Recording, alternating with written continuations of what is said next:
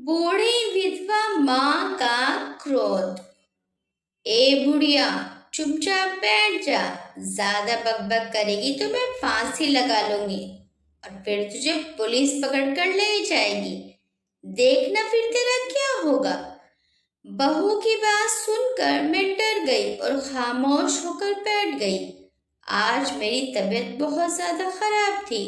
मुझे दस्त लग रहे थे और मैंने बहू को पानी उबालकर नमक चीनी का पानी बनाने के लिए कह दिया था, जिस पर बहू भड़क गई थी और मुझे फांसी लगाने की धमकी दे रही थी। बहू आए दिन मुझे ये धमकी देती रहती है, जिससे मुझे बहुत डर लग जाता है और मैं उसे कुछ भी नहीं कहती हूँ। शांति बहन, ओ शांति बहन, अरे कैसी तबीयत हो रही है? कौन? अच्छा कमला तू। क्या बताऊं कमला बहन, आज हिम्मत जवाब दे गई। सुबह से दस्तों की शिकायत हो रही है। शौचालय जाते जाते पैर टूट गए मेरे तो। कमला देवी कहती हैं, ऐसा क्या खा लिया था रात को जो इतने दस्त लग गए? शांति देवी बताती हैं, क्या बताऊं कमला, कल से पेट में खराबी हो रही थी। इसे विनीत को यूं कहा था कि लौकी ले आना, उसका शोरबा बनवा लूंगी, लेकिन ये अपनी पत्नी के कहने पर करेले उठा लाया और करेले चने की दाल के साथ बनवाए और मुझे भी वही खिलाए। एक तो मेरे दांत नहीं है, रोटी शोरबे से अच्छी तरह खाई जाती है। मुझसे करेले इतनी मुश्किल से खाए गए, लेकिन भूख कितनी थी क्या करती। मन महसूस कर वही खाने पड़े। उनको खाते ही मेरी हालत खराब हो गई थी। कमला देवी कहती है, हे भगवान, इन बच्चों को कभी अकल नहीं आनी। रमा आई हुई थी तो मैं भी 2 दिन से नहीं आई थी, नहीं तो मैं ही घर से कुछ खाने को ला देती। लेकिन तुम्हारी हालत तो मुझे बहुत खराब लग रही है। चलो खड़ी हो जाओ, थोड़ी सी हिम्मत करो, मैं ही तुम्हें डॉक्टर के लिए चलूं। हाँ ले चल बहन, अब तो जान से निकली जा रही है। पिछले महीने विनीता आई थी, वो देकर गई थी पैसे, उसी में से ले आती हूँ दवाई। हाँ ठीक है चलो। शांति देवी जी बदहवास हालत में पड़ी हुई थी तो उनके पास उनकी पड़ोसन कमला देवी जी आई और ने आवाज लगाकर उठाया तो उन्होंने उनको अपनी आप बीती सुनाई। तो कमला देवी जी उन्हें डॉक्टर के पास लेकर जा रही थी। शांति देवी जी धीरे धीरे खाट से उतरी और अलमारी में से पैसे लिए और कमला देवी जी के साथ चल पड़ी। कमरे से बाहर निकलने पर शांति देवी जी की बहू पल्लवी ने उन्हें देख लिया तो नाक मुंह बन गए। बोली, कहाँ जाने की तैयारी है? किस तरफ चल दी दोनों? कमला देवी जी कहती हैं, बहू तेरी सास की तबीयत बहुत खराब है, डॉक्टर के लेकर जा रही हूँ। पल्लवी तिड़क कर बोलती है, ओहो ये बात, अब पड़ोसी लेकर जाएंगे डॉक्टर के भी, घर के लोग तो मर गए हैं ना। शांति देवी जी कहते हैं, तो बहू तू ले चल पल्लवी। नहीं नहीं बस जाओ, तुम ही लोग जाओ, जहां जाना है जाओ, हो सके तो आना भी मत। शांति देवी और कमला देवी जी उसे देखती रही, फिर चुपचाप चल पड़ी। शांति देवी जी की जब शादी हुई उसके कुछ समय पश्चात ही कमला देवी जी की शादी हुई थी। पड़ोसन होने के साथ साथ दोनों अच्छी सहेलियां भी बन चुकी थी। जब शांति देवी जी इस घर में दुल्हन बनकर आई थी तो उनके पति देव कुमार जी ने उन्हें पहले ही बता दिया था कि मेरी माँ थोड़ी गुस्से वाली है, उनका ध्यान रखना बस। ये बात शांति देवी जी ने पल्ले गिरा बांध ली थी और उनकी मरते दम तक सेवा करती रही। शांति देवी जी के विवाह से पहले ही उनके ससुर जी का देहांत हो गया था और उनकी सास ने अपने जीवन में बहुत दुख उठाए थे। इससे शांति देवी जी अपनी सास की बहुत सेवा करती थी। वह अपनी बहू की सेवा से बहुत खुश हुआ करती थी। उनका गुस्सा शांत हो गया था। देव कुमार जी भी अपनी माँ की सेवा में कोई कमी नहीं आने देते थे। वे अपनी पत्नी को भी इतना ही प्रेम करते थे और अपनी माँ को भी हद से ज्यादा प्रेम करते थे। देव कुमार जी की माँ ने अपने देहांत से पहले जिस घर में वे रहते थे वे घर अपने बेटे के नाम कर दिया था। बाद में देवराज जी ने वह घर बेच दिया था और दोनों पति पत्नी ने अपनी मेहनत से दूसरा नया एक बड़ा घर ले लिया था, जिसकी कीमत आज करोड़ों में है। देव कुमार जी सरकारी नौकर थे। घर में खाने पीने की बहार थी। दोनों ने अपने प्रेम से अपने घर को स्वर्ग बना रखा था। इनके हाथ पहले 3 बेटियों ने जन्म लिया, विनीता, सुनीता, कविता। फिर एक बेटे ने जन्म लिया जिसका नाम उन्होंने विनीत रखा। तीनों बेटियों का विवाह देव कुमार जी अपने हाथों से कर गए थे, लेकिन विनीत अभी पढ़ रहा था। देव कुमार जी की किडनियां फेल हो गई थी। इलाज भी बहुत कराया, लेकिन भगवान को ऐसा ही मंजूर था। वे काफी दिन तक बीमार रहे। विनीत भी विवाह लायक हो गया था। देव कुमार जी को अपने बेटे की शादी करने का बड़ा अरमान था कि विनीत का विवाह भी मैं अपने हाथों से करूंगा, किंतु यह सौभाग्य उन्हें प्राप्त न हो सका। उसके विवाह से पहले ही वे चल बसे। शांति देवी जी उनकी मौत से सदमे में आ गई थी। कई दिन तक सदमे में पड़ी रही। बेटियों ने सांत्वना दी और फिर शांति देवी जी सदमे से बाहर निकली। फिर बेटियां अपने अपने घर चली गईं। शांति देवी जी ने फिर बहुत साहस जुटाकर अपने बेटे को फिर से पति की नौकरी दिलाने के लिए खूब प्रयत्न किए। कई महीने तक दफ्तरों के चक्कर काटे और आखिरकार देव कुमार जी की नौकरी अब विनीत के हाथ में थी। विनीत अपनी माँ का ख्याल रखता था, उनका सर भी दबाता, पैर भी दबाता। फिर उसे एक लड़की पसंद आ गई। उसने माँ से कहा तो माँ भी विवाह के लिए तैयार हो गई और दोनों का विवाह कर दिया गया। विवाह पश्चात विनीत ने ऐसी पलटी मारी कि वे माँ के पल्लू से निकलकर पत्नी के पल्लू में सिमट कर रह गया। सर दबाना, पैर दबाना तो बहुत दूर की बात, अब अपनी माँ को नजर भर के देखता भी नहीं था। घर का कानून भी अब माँ के हाथ से छीन लिया गया और पल्लवी के हाथ में सौंप दिया गया। जो पल्लवी चाहती वही होता। पल्लवी दिन को रात कहती तो विनीत रात ही कहता। माँ खाने को कुछ मांगती तो 70 भाषण सुना दिए जाते थे। माँ कहती कि मुझसे सूखी सब्जी नहीं खाई जाती, तरी वाली चीजें बना दिया कर, तो जानबूझकर सूखी सब्जी ही बनती। फिर कमला देवी जी को लाकर खिला दिया करती थी। कल रात भी सूखी करेले चने की दाल की सब्जी बनाकर सास को खिलाकर बीमार कर दिया और अब डॉक्टर के जाने पर भी सो सुना डाली।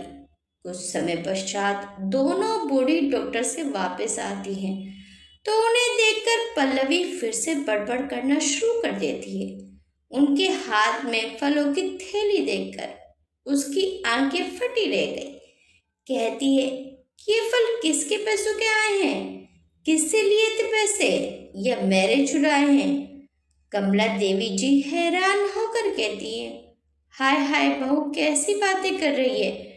शांति बहन तो अपने पैसे लेकर गई थी, विनीता ने दिए थे उन्हें। पल्लवी तिड़क कर बोली, तो आप क्या कहना चाहती हैं कि हम तो पैसे देते नहीं हैं माँ को? आप हमारे घर में आकर आग मत लगाया करो। पल्लवी की ये शब्द सुनकर दोनों स्तब्ध रह गई। शांति देवी जी ने कमला देवी की तरफ देखा तो कमला देवी जी की आंखों में आंसू थे। उन्होंने कमला देवी जी के कंधे पर हाथ रखा और कहा, कमला बहन तुम अब आराम से घर जाओ, कल आकर मेरा हाल चाल जान लेना।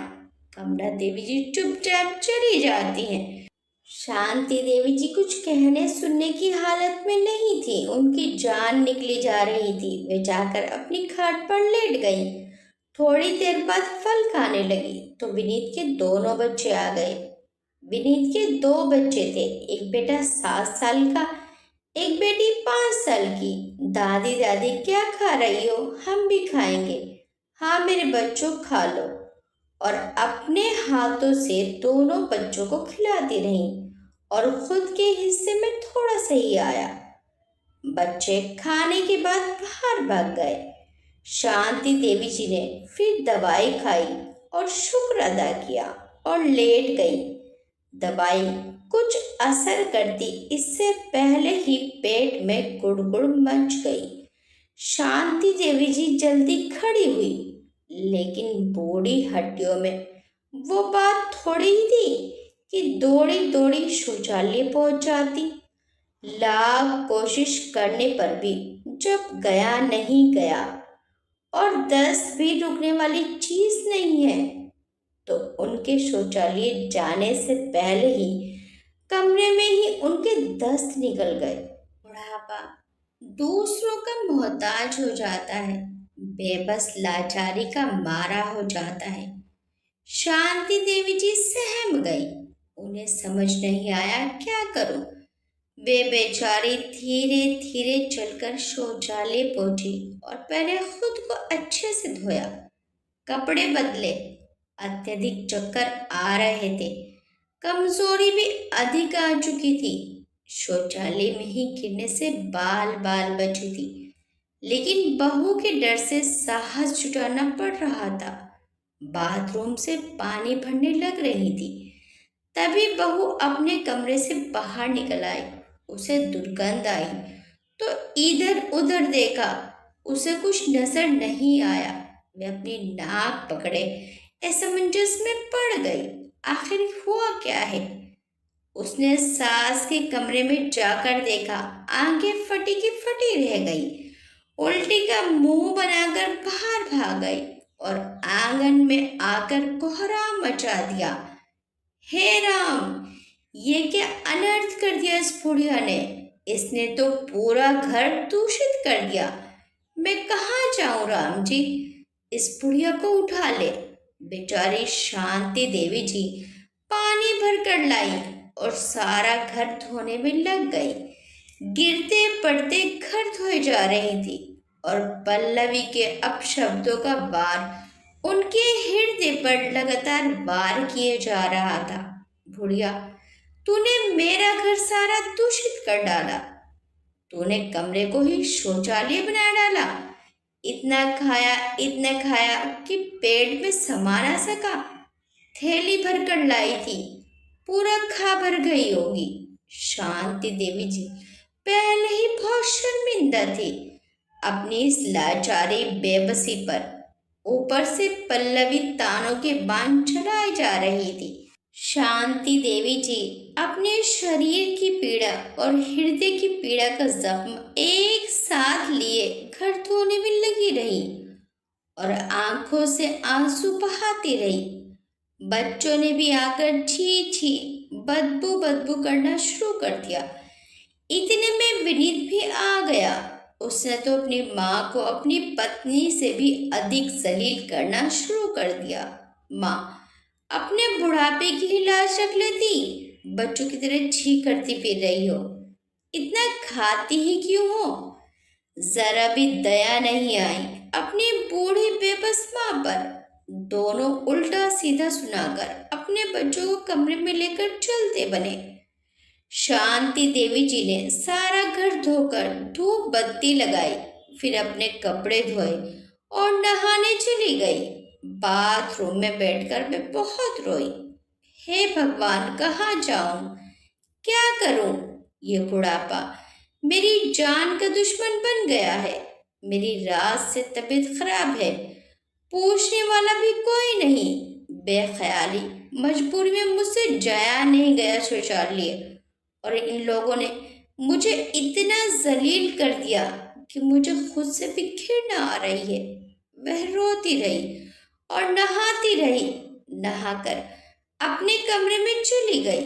ये मेरी औलाद है, मेरे पेट की औलाद, जिसके मैंने सूसू पोटी सब साफ किया। आज इसे मुझसे घृणा आ रही है। मैं सब साफ तो कर रही थी, लेकिन इन्होंने मुझे मेरी नजरों में ही गिरा दिया, मानो मैंने कई खून एक साथ कर डाले हों। सोचती रही, फिर थोड़ा सा केला रखा था, वो खाया, फिर दवाई खाई और रोते रोते सो गई। सुबह उठी तो तबीयत कुछ बेहतर मालूम हुई। तभी बेटा और बहू आए। मेरे बेटे ने कहा कि माँ, अपना इंतजाम कहीं और कर ले। अब इस घर में हम तुझे और बर्दाश्त नहीं कर सकते। मैं उन दोनों के मुंह को हैरान होकर देख रही थी। ये मेरा सगा बेटा और मेरी बहू ही है ना, जो मुझे ऐसी बात कह रहे हैं। मुझे अपने कानों पर विश्वास ही नहीं हो रहा था। तभी बहू बोल पड़ी, माँ जी, आपने सुन लिया है ना कि आपके बेटे क्या कह रहे हैं। अपना सामान उठाओ और निकलो यहाँ से। कहीं वृद्ध आश्रम में चली जाओ। हमारे से अब बर्दाश्त नहीं होती तुम्हारी ये हरकतें। अपनी मर्जी से चली जाओ तो ज्यादा अच्छा है, नहीं तो धक्के मारकर घर से बाहर निकाल दूंगी। ये कहकर बेटा और बहू चले गए। मैंने अपना थोड़ा सा सामान लिया और घर के कागजात लिए और लेकर कमला देवी जी के घर जा पहुंची और उन्हें साथ लेकर वकील के पास गई और अपने बेटे बहू के खिलाफ केस कर दिया। मामला न्यायालय पहुंचा और बेटे और बहू को कोर्ट का नोटिस मिला। कोर्ट में सुनवाई हुई तो शांति देवी जी ने अपने ऊपर होने वाले सभी अत्याचार जज को बता दिए और अपना रुद्र रूप बेटा और बहू को दिखाया। अपनी माँ का ऐसा रुद्र रूप देखकर बेटा बहू की तो तोते उड़ गए। उन्हें काटो तो खून नहीं। शांति देवी जी ने कहा, मेरे घर पर कब्जा जमाए बैठे हैं, मुझे खाने को नहीं देते और बहू मुझे फांसी लगाने की धमकी देती है और मुझे घर से बाहर निकाल दिया है। दोनों बेटा बहू कहते हैं कि वृद्ध आश्रम में जाकर रहो। इस घर में तुम्हारे लिए कोई जगह नहीं है। मेरा बेटा 80,000 रुपये महीना कमाता है। वह घर मेरे पति और मैंने अपनी मेहनत से बनाया था। उस घर पर मेरे बेटे का कोई अधिकार नहीं है। उस घर पर मेरा अधिकार है। बहू बोली कि वो घर हमारा है, हम उस घर के इकलौते हकदार हैं और वह पूरा का पूरा हमें ही मिलना चाहिए। हमने अपने सास की बहुत सेवा की है। सासू माँ की कुछ दिन से दिमागी हालत ठीक नहीं है। जज साहब बोले कि तुम्हारा घर कैसे हुआ। फाइल में तो इनकी 3 बेटियों का भी उल्लेख है। जज साहब ने दोनों की बोलती बंद कर दी और जल्द से जल्द घर खाली करने के आदेश दे डाले।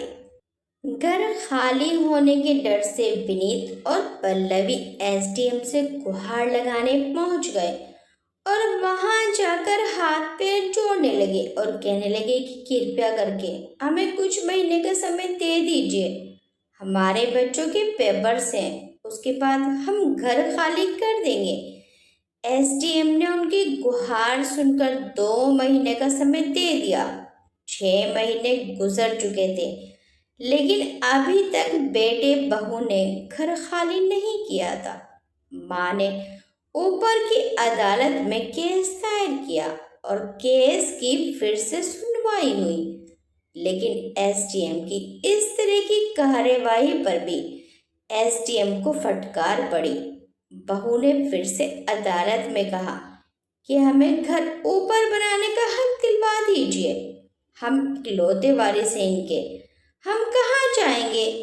तब जज साहब ने कहा कि 80,000 रुपये महीना कमाते हो, तुम कहीं भी रह सकते हो। घर की मालकिन तुम्हारी माँ है। अगर वे तुम्हें इस घर में रखना नहीं चाहती है तो तुम्हें उस घर में रहने का कोई हक नहीं है। वे तुम्हारी माँ की प्रॉपर्टी है। वे चाहे किसी को भी रख सकती है और किसी को भी अपना वारिस बना सकती है। उसमें कोई दखल नहीं दे सकता। जज साहब का फैसला सुनकर बेटे बहू के होश उड़ जाते हैं और उनकी सारी चालाकियां धरी की धरी रह जाती हैं। फिर तुरंत घर खाली कराने की कार्यवाही शुरू हो गई। शांति देवी जी अपनी पड़ोसन कमला देवी जी के यहाँ रहती थी। उन्होंने साफ बोल दिया था कि मैं विनीत और पल्लवी की सूरत नहीं देखूंगी और जब तक उन्हें अपने घर से ना निकाल दूं, अपने घर की भी सूरत नहीं देखूंगी। बेटे बहू कमला देवी के घर ये आ धमके और तीनों बहनों को भी विनीत ने फोन करके बुला लिया। एक ही भाई था तो तीनों बहनों का लाडला था। जब उन्हें पता चला कि उनकी माँ ऐसा कर रही है तो भागकर आ खड़ी हुई। विनीत पहले अच्छा बेटा और अच्छा भाई था, लेकिन पल्लवी ने माँ बहनों के खिलाफ उसे पट्टी पढ़ा पढ़ा कर बुरा बना डाला था। लेकिन तीनों बहनें अब भी अपने भाई भाभी के इस व्यवहार से अनजान थी। कभी कभी साल भर में आती थी, अपने बच्चों की पढ़ाई में पागल रहती थी। जब आई तो माँ को बोला, माँ तुम ये क्या कर रही हो भाई के साथ, कुछ तो सोचा होता। तो शांति देवी जी को भी गुस्सा आ गया। कहने लगी कि आ गया तुम्हें भी होश अपने भाई का। अपनी माँ का तो कभी होश नहीं आया तुम्हें और भाई की हिमायती बनकर चली आई।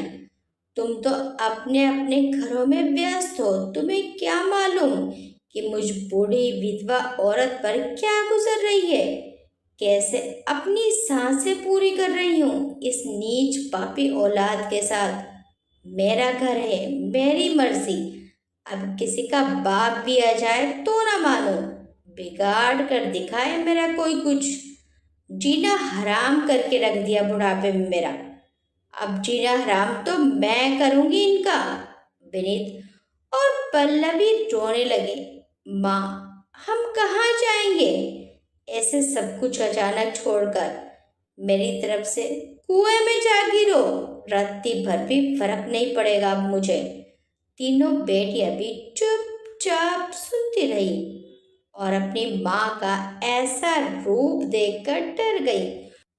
तीनों बहनें अपने भाई से कहती हैं, भाई अपना इंतजाम जाकर कहीं और कर ले, माँ नहीं मानने वाली अब।